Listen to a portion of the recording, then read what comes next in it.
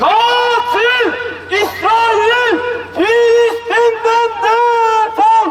Katil İsrail Filistin'den defol! Meydanda, kampüste, intifada her yerde! Nehirde, denize, özgür Filistin! Allahu Ekber! Allahu Ekber! Filistin halkı yalnız değildir. Filistin halkı yalnız değildir! Filistin halkı yalnız değildir!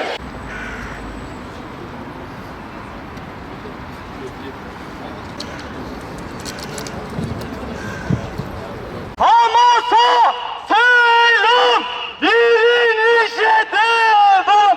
Hamas'a selam, direnişe devam! Aksa tufanı Siyonizmi yenecek!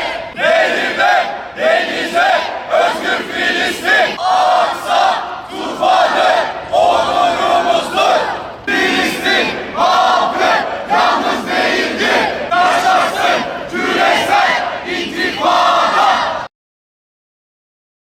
Şehit Ali'ye yolu yolumuz! Tekbir! Allahu Ekber! Tekbir! Allahu Ekber! Değerli hocalarım, kıymetli arkadaşlarım ve burada toplanmış olan tüm vicdan sahipleri.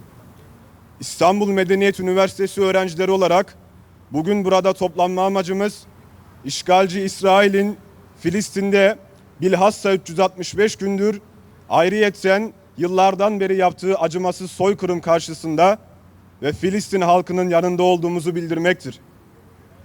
Bugün Gazze'de insanlar evlerini, ailelerini ve hayatlarını kaybediyorlar. Ve biz eğer sessiz kalırsak insanlık olarak en temel değerlerimizi kaybetmiş oluruz. Sessiz olmak ve mazlumun yanında olmamak zulme ortak olmaktır. 7 Ekim'den bu yana İsrail'in Gazze şeridine düzenlediği saldırılarda yaklaşık 17 bini çocuk ve 11 bini de kadın olmak üzere 41 bini aşkın masum insan hayatını kaybetmiş ve 96 bin kişi de yaralanmıştır.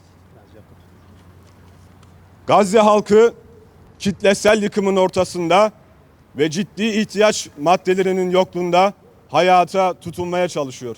Acı ve gözyaşıyla geçirdiğimiz bir seneden fazla zamandan sonra katil İsrail acımasız soykırımına ara vermemiş ve geçtiğimiz günlerde katliamının sınırlarını artırarak Lübnan'a da yönelik askeri müdahale başlatmıştır.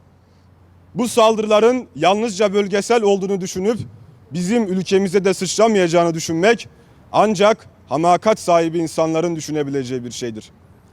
Arz-ı mevut gibi sapkın bir inanca sahip olup dünyada yaratılmış diğer insanları kendilerinin köleler olarak zanneden bu insanlar Büyük İsrail projesini hayata geçirmek için Türkiye'nin parçalanmasına ihtiyaç duymaktadır.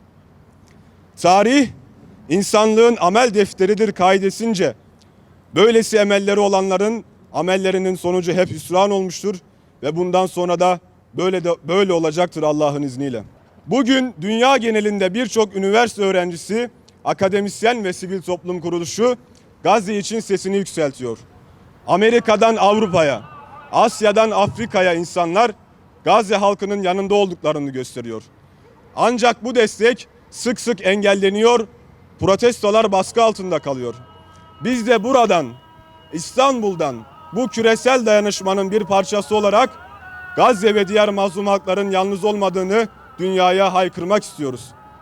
As students of Istanbul Medeniyet University, we have gathered here to stand against ongoing genocide perpetrated by Israel in Palestine and Gaza for years, and to express our solidarity with the Palestinian people.